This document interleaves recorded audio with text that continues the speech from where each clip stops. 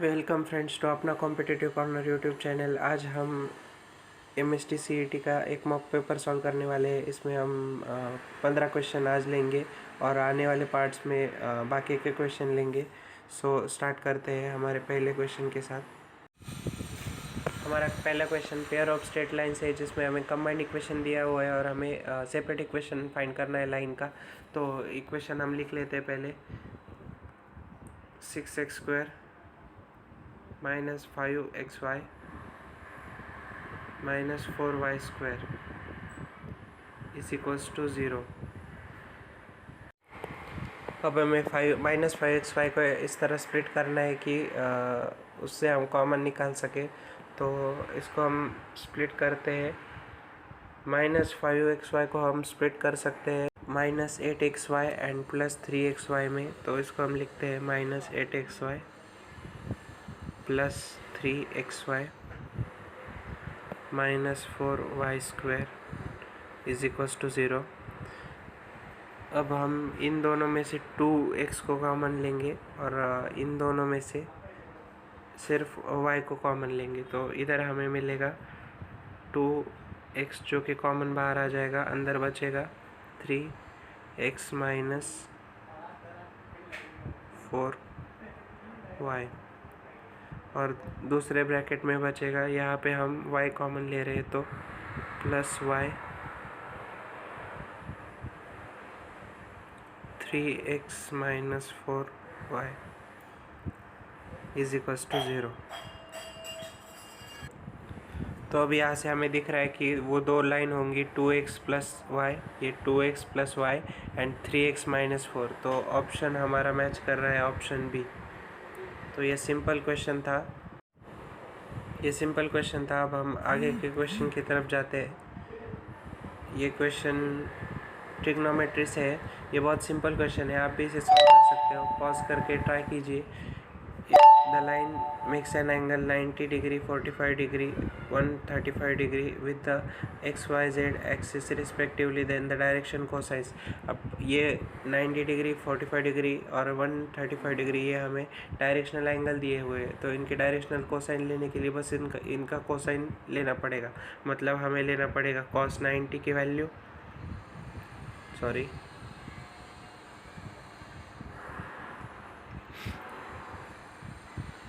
cos 90,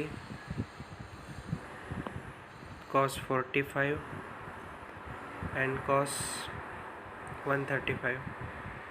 तो check कीजिए कौन सा ऑप्शन मैच कर रहा है। Option A is the correct. इस क्वेश्चन में हमें दिया हुआ है दो लाइन जो कि एक दूसरे को परपेंडिकुलर है। हमें के की वैल्यू फाइंड करनी है। ये बहुत सिंपल है, क्योंकि अगर दो लाइंस परपेंडिकुलर है तो उनके रिस्पेक्टिव DRs का प्रोडक्ट की सम 0 होनी चाहिए। तो अगर हम इनके DRs का प्रोडक्ट करेंगे तो हमें मिलेगा -6 + 2k + 5k + 55 = 0। अगर हम इसे सॉल्व करेंगे तो हमें मिलेगा 7k + 49 = 0। तो k की वैल्यू आएगी -7। Option C is correct. देखते हैं हमारा नेक्स्ट क्वेश्चन क्या है। तो नेक्स्ट क्वेश्चन है इंटीग्रेशन से, इनडेफिनेट इंटीग्रेशन से। यहाँ एक सिंपल रूल लगेगा which is e⁻x f(x) + f'(x) which is equal to, इसकी वैल्यू क्या आती है, e⁻x f(x) + c। तो इसमें हमें अब इस गिवन इक्वेशन को जो अंदर दिया हुआ है e⁻x के अंदर, उसको हमें f(x) + f'(x) में कन्वर्ट करना है। तो बस इतना करेंगे तो हमारा काम हो जाएगा।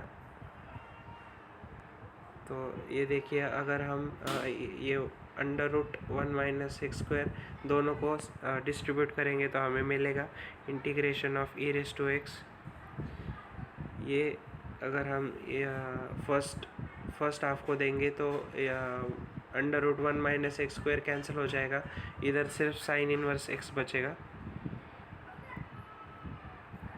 और यहाँ पे अगर हम देंगे तो ये वैसे वैसा रहेगा 1/√1 + x²। तो हमें दिख रहा है अभी कि ये साइन इनवर्स x फंक्शन है और ये इसका डेरिवेटिव है, तो हम इसको लिख सकते हैं e⁻x × sine inverse x + c। हमारा ऑप्शन सी करेक्ट है। तो चलिए अब नेक्स्ट क्वेश्चन देखते हैं। ये एरिया अंडर द कर्व का क्वेश्चन है। इसमें दिया है the area of the reason bounded by the curve y = x³। y = x³ का ग्राफ कैसे होगा, x एक्सिस y एक्सिस और ऐसा जाएगा कुछ, हाँ ऐसा ही जाएगा। अब ये होगा y = x³ का ग्राफ। इसमें हमें दिया है पॉइंट्स y = 8 एंड x = 0। अब x = 0 तो यहाँ है और y = 8 यहाँ पे कहीं पे आएगा, y = 8।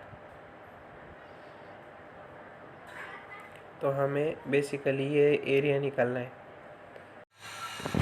अगर हमें एरिया फाइंड करना है तो हमें इस इक्वेशन को x के टर्म्स में लिखना पड़ेगा, मतलब x = y⁻⁴। अब हमें इस y⁻⁴ को इंटीग्रेट करना होगा 0 से लेके 8 तक। तो अगर हम इसको इंटीग्रेट करेंगे y⁻⁴ फ्रॉम 0 to 8, तो y⁻⁴ का इंटीग्रेशन आएगा y⁴/3, इधर नीचे आएगा 4 और ऊपर 3 आ जाएगा।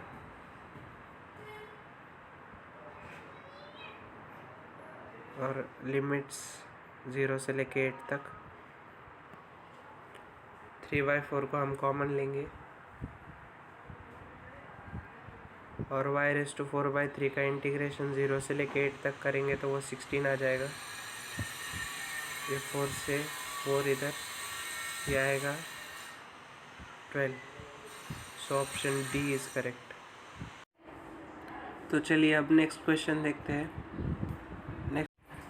इस क्वेश्चन में हमें एक इक्वेशन दिया हुआ है 3a + 5b = 8c और हमें a b c को किस रेशो में डिवाइड कर रहा है ये फाइंड करना है।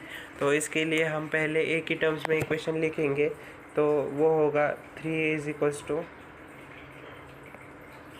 8c - 5b। ये 3 उधर चला जाएगा तो a = 8c - 5b/3। तो हम अब 3 को 8 और 5 के टर्म्स में कैसे लिख सकते हैं, 8c/5b/3 को हम लिख सकते हैं 8 - 5। तो ये अब हम बता सकते हैं कि किस रेशो में डिवाइड कर रहा है। ये हम देख सकते हैं 8 5 और नीचे भी 8 5 बीच में माइनस साइन है, मतलब ये होगा 8 and 5 but it is externally. अब नेक्स्ट क्वेश्चन देखते हैं। इस क्वेश्चन में हमें ये स्टेटमेंट पैटर्न फॉल्स है ये दिखाना होगा। अब देखिए यहाँ पे इम्प्लीकेशन दिया हुआ है, इसका मतलब इस और ट्रूथ वैल्यू फॉल्स है। इसका मतलब क्या है कि अगर ट्रूथ टेबल में ट्रू इम्प्लीकेशन फॉल्स होगा तभी इसकी वैल्यू फॉल्स आएगी, अदर केस में नहीं आएगी। तो हमें ये वैल्यू ट्रू चाहिए और ये वैल्यू फॉल्स चाहिए। तो पहले इसको फॉल्स बनाने के लिए हमें p की वैल्यू ट्रू लेनी पड़ेगी। तो p की वैल्यू ट्रू किस इक्वेशन में है, तो ये सी एंड डी में, मतलब ये दोनों तो पहले एलिमिनेट हो गए a और b। अभी इसको सॉल्व करते हैं। p conjunction negation of q, इसकी वैल्यू हमें चाहिए ट्रू। इसमें अब p की वैल्यू हमारे पास ट्रू पहले से ही आई हुई है, तो यहाँ पे ट्रू रखेंगे। और निगेशन ऑफ q हमारे पास ट्रू आना चाहिए, क्योंकि ट्रू और ट्रू का कंजंक्शन ही ट्रू होता है। तो इसको ट्रू आने के लिए q की वैल्यू को फॉल्स होना पड़ेगा। तो ऑप्शन डी करेक्ट है। चलिए अब नेक्स्ट क्वेश्चन देखते हैं। ये भी लॉजिक का ये एक क्वेश्चन है जिसमें हमें इसका डुअल फाइंड करना है। तो डुअल में हम एक चीज़ ध्यान में रखेंगे कि डुअल में अगर कंजंक्शन है तो उसका डिसजंक्शन हो जाता है, अगर टोटोलॉजी है तो उसका कॉन्ट्रडिक्शन हो जाता है। इसमें निगेशन बदलता नहीं, मतलब अगर ये निगेशन क्यों है तो उसका क्यों नहीं हो जाएगा, इसलिए हमें ये ध्यान रखना है। अभी ये निगेशन ऑफ क्यू तो वैसा कि वैसा ही रहेगा, निगेशन ऑफ क्यू। इस कंजंक्शन का डिसजंक्शन हो जाएगा, टोटोलॉजी का कॉन्ट्रडिक्शन हो जाएगा। ये बीच का जो डिजंक्शन है इसका भी कंजंक्शन हो जाएगा। निगेशन ऑफ पी फिर से वैसे का वैसा रहेगा, यहाँ कंजंक्शन का फिर से डिजंक्शन हो जाएगा और कॉन्ट्रडिक्शन का टोटोलॉजी हो जाएगा। तो कौन सा ऑप्शन मैच कर रहा है? ऑप्शन बी मैच कर रहा है। Option B is correct. Next question देखते हैं। हमारे पास अब एक लिमिट्स का क्वेश्चन है। इसमें क्या दिया हुआ है, ये एक फंक्शन दिया हुआ है जो कि कंटिन्यूस है इन द रेंज -π से लेके π तक। तो हमें अल्फ़ा एंड बीटा की वैल्यू फाइंड करनी है। तो इसके लिए हम क्या करेंगे कि जो -π/2 है और π/2, इसके लिए हम इन इक्वेशन की वैल्यू चेक करेंगे LHL और RHL लेके। तो पहले फर्स्ट इक्वेशन के लिए देखते हैं। फर्स्ट इक्वेशन में दिया हुआ है -2 sin x is between the range -π से लेके -π/2। तो इसमें अगर हम x की वैल्यू -π/2 डालेंगे तो देखते हैं क्या होता है। -2 sin -π/2, sine of minus theta minus sine theta होता है, तो वो माइनस बाहर आ जाएगा और इसको प्लस कर देगा, तो वो 2 sin π/2 हो जाएगा। sin π/2 1 होता है, तो इसकी वैल्यू 2 आ जाएगी। अब 2 किसके इक्वल होगा, इसमें देखिए। अब अगर हम -π/2 डालेंगे तो x की जगह -π/2 आ जाएगा, वो माइनस बाहर आ जाएगा क्योंकि sine of minus theta minus sine theta होता है, तो ये माइनस इधर आ जाएगा। तो ये हम लिख सकते हैं -α sin π/2 प्लस बीटा। अब यहाँ पे sin π/2 1 हो जाएगा और ये इक्वेशन बन जाएगा 2 = -α प्लस बीटा। अब हम π/2 के लिए चेक कर सकते हैं, लेकिन देखिए यहाँ पे चेक करने की भी ज़रूरत नहीं। अगर हम अल्फ़ा एंड बीटा की वैल्यू चेक करेंगे इक्वेशन में, तो अल्फ़ा की वैल्यू हमारे पास -1 होनी चाहिए और बीटा की वैल्यू 1 होनी चाहिए, तभी ये वाला इक्वेशन सेटिस्फाई होगा। तो ऐसी वैल्यू हमें सिर्फ ऑप्शन ए दे रहा है, तो इसके लिए हमें अदर ऑप्शन चेक करने अदर वैल्यू चेक करने की ज़रूरत नहीं। तो अब नेक्स्ट क्वेश्चन देखते हैं। हमारे पास अभी डिफ्रेंशिएशन का एक सिंपल क्वेश्चन है। इसमें हमें इसकी वैल्यू फाइंड करनी है और ये फंक्शन दिया हुआ है। तो हम पहले फर्स्ट डेरिवेटिव निकालेंगे, तो हमें मिलेगा y' = साइन का डेरिवेटिव होगा cos log x, और log x का फिर से डेरिवेटिव होगा 1/x। अभी देखिए इधर हमें x × dy/dx चाहिए, मतलब इधर x चाहिए और फिर y' चाहिए। तो हम इस x को इधर ले जाएंगे तो हमें मिलेगा x × y' = cos of log x। अभी नेक्स्ट स्टेप में हमें डबल डेरिवेटिव लेना है, तो हम इसका डबल डेरिवेटिव लेंगे तो y" हो जाएगा। अब हमें इसमें u × v लगाना पड़ेगा, तो पहली टर्म को 1/x को कांस्टेंट रखेंगे। cos log x का डिफरेंशिएशन होगा -sin log x, और log x का फिर से आएगा 1/x। यहाँ पे माइनस आएगा, सॉरी प्लस आएगा।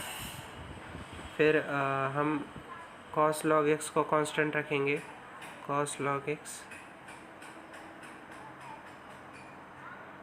और 1/x को डिफ्रेंशिएट करेंगे तो वो आएगा 1/(-1/x²।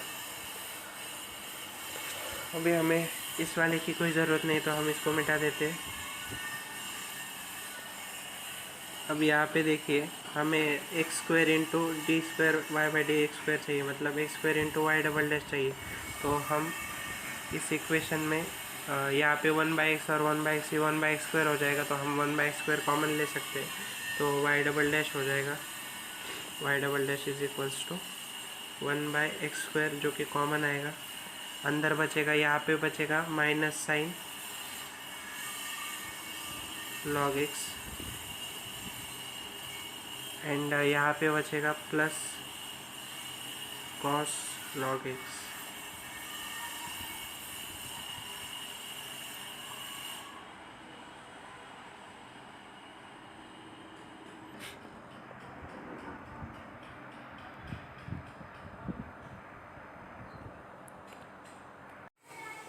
अब हमें यहाँ पे x square into d square y by d x square मतलब x square into y double dash चाहिए। तो हम इस एक्स स्क्वायर को इधर ले जाएंगे तो हमारा इक्वेशन बन जाएगा x square is equals to x square y double dash is equals to minus sine log x plus cos log x.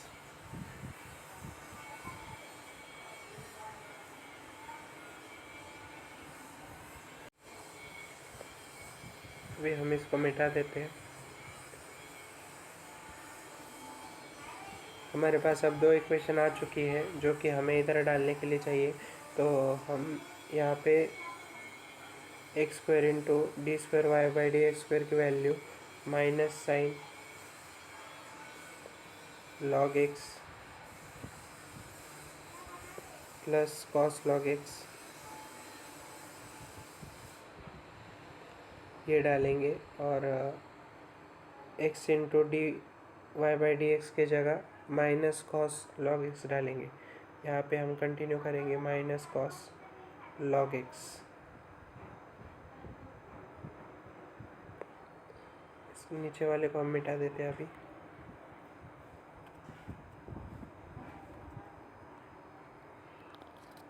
और हमें आगे y भी दिया है तो y की वैल्यू हमारे पास इक्वेशन में ही है तो ये भी हम डालेंगे साइन ऑफ लॉग एक्स। देखिए इसमें सब कुछ कैंसिल हो रहा है, ये माइनस कॉस लॉग एक्स और ये कॉस लॉग एक्स, ये माइनस साइन लॉग एक्स और साइन लॉग एक्स सब कैंसिल हो जाएगा। तो यहाँ पे आंसर आ जाएगा option A which is 0। Next हमारे पास परम्यूटेशन का एक सिंपल क्वेश्चन है। इसमें दिया हुआ एक ये लेटर ये वर्ड है, इसमें हमें ए ई ओ की परम्यूटेशन फाइंड करनी है ऑड पोजीशन पर आने की। तो इसके लिए पहले हम लेटर्स को नोट करेंगे। हमारे पास ई 3 बार है, बाद में हमारे पास एन 2 बार है, फिर हमारे पास डी है, then A, then O and then L. अब हमें ए ई एंड ओ की ऑड पोजीशन पर आने की प्रोबेबिलिटी फाइंड करनी है। हमारे पास ऑड पोजीशन 5 है क्योंकि हमारे पास 9 लेटर का वर्ड है, उसमें 5 ऑड पोजीशन आएंगी। तो इसको हम लिखेंगे 5 फैक्टोरियल। और इस ए ई एंड ओ में ई 3 बार आया है तो इसको हम 3 फैक्टोरियल से डिवाइड करेंगे। इसको अगर हम सॉल्व करेंगे तो ये आएगा 5 इंटू 4 विच इज़ 20। अब हमारे पास बचे हुए लेटर है ई, डी, देन एल। हमारे पास 3 लेटर है और हमारे पास इवन पोजीशन 4 बची है। तो 4 बाई एन 2 बार रिपीट है तो इसको हम 2 फैक्टोरियल से फिर से डिवाइड करेंगे। तो इसको अगर हम सॉल्व करेंगे तो ये आएगा 4 इंटू 3 विच इज़ 12। अब हमारे पास टोटल परम्यूटेशन इन दोनों का मल्टीप्लिकेशन आ जाएगा तो विच इज़ 240। अब 240 कौन सा ऑप्शन दे रहा है? Option number B, 2 into 5 factorial. चलिए अब नेक्स्ट क्वेश्चन देखते हैं। नेक्स्ट क्वेश्चन डिफरेंशियल इक्वेशन का सिंपल क्वेश्चन है। इसमें हमें डिग्री फाइंड करनी है गिवन इक्वेशन की। तो इस इक्वेशन में डिग्री का मतलब होता है power of higher order derivative. तो यहाँ पर higher order derivative d cube y by d x cube है तो इसकी डिग्री हो जाएगी ए विच इज़ 1। चलिए अब नेक्स्ट क्वेश्चन देखते हैं। ये हमारे पास फंक्शन एंड डिफरेंशिएशन का क्वेश्चन मिक्स करके आए हैं तो इसको हम सॉल्व करते हैं। हमें एफ ऑफ एक्स गिवन है, जी ऑफ एक्स गिवन है, एच ऑफ एक्स कैसे निकालेंगे वो देखते हैं। और फिर हमें एच ऑफ एक्स को डिफरेंशिएट करना है at x is equals to 0। तो इसके लिए पहले हम एच ऑफ एक्स निकालेंगे। H of x is equals to h of x हमारा g of f of x है तो हम e raise to minus x में एक्स के जगह हम ई रेस टू एक्स रख देंगे और हमारा एच ऑफ एक्स आ जाएगा। तो e raise to minus of e raise to x अभी हमें इसको डिफरेंशिएट करना है, तो इसको डिफरेंशिएट करेंगे। इसको डिफरेंशिएट करना वैसे हम नहीं कर सकते, हमें दोनों साइड को लॉग लेना होगा। तो log of h of x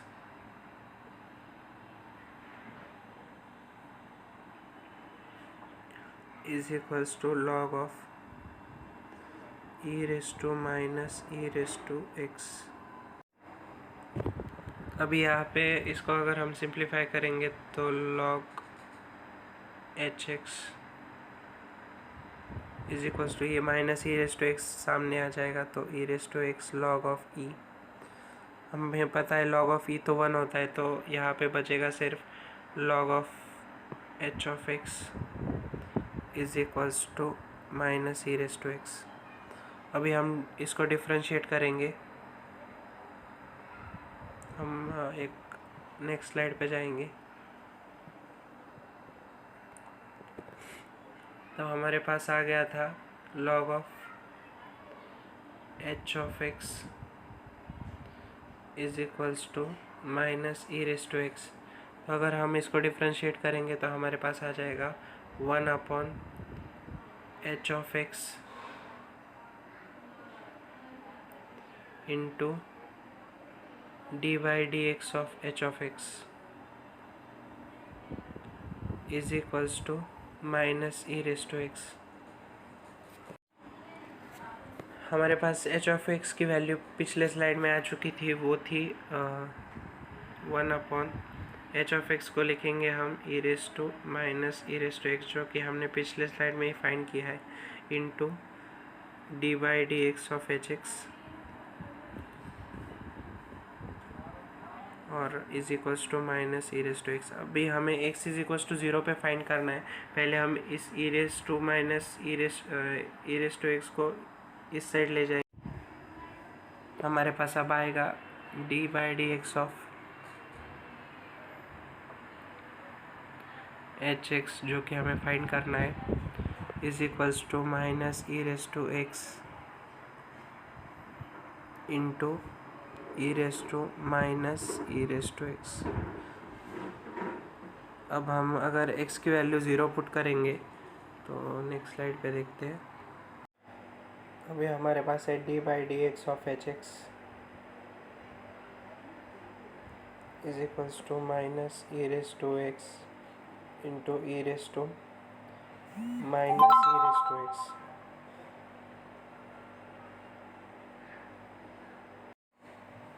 minus e raise to x.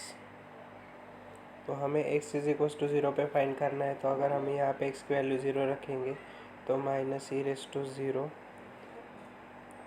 E raise to minus e raise to 0। अभी यहाँ पे ई रेस टू 0 की वैल्यू 1 होती है, तो -1 इंटू ई रेस टू -1, तो यहाँ पे मिलेगा -1 अपॉन ई। तो ऑप्शन हमारा कौन सा मैच करता है देखते हैं। Option C is matching. हमारे पास ये लास्ट क्वेश्चन मैट्रिक्स है, तो हमें गिवन मैट्रिक्स का इन्वर्स फाइंड करना है। तो इन्वर्स के लिए पहले हम कोफैक्टर डायरेक्ट फाइंड कर लेते हैं। तो इसका C11 का कोफैक्टर हो जाएगा -1, C12 का कोफैक्टर हो जाएगा cos अल्फ़ा, C21 का कोफैक्टर हो जाएगा minus cos alpha and C22 का कोफैक्टर हो जाएगा 1। तो अब हम इसकी मैट्रिक्स लिखेंगे और उसको डिटर्मिनेंट से डिवाइड करेंगे। तो नेक्स्ट स्लाइड पे चलते हैं। हमारे एलिमेंट क्या है, -1 cos alpha minus cos alpha and 1। Correct है क्या चेक कर लेते हैं। -1 ओके करेक्ट है। तो अब हम इनको जो गिवन मैट्रिक्स है उसके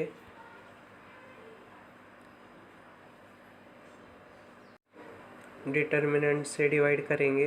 तो इसका डिटर्मिनेंट आएगा, इधर ही फाइंड कर लेते हैं। इसका डिटर्मिनेंट ये होगा -1 minus of minus cos square alpha. अभी हम इसमें माइनस साइन कॉमन लेंगे तो माइनस साइन कॉमन लेने के बाद हमारे पास आ जाएगा 1 माइनस कॉस स्क्वायर अल्फ़ा।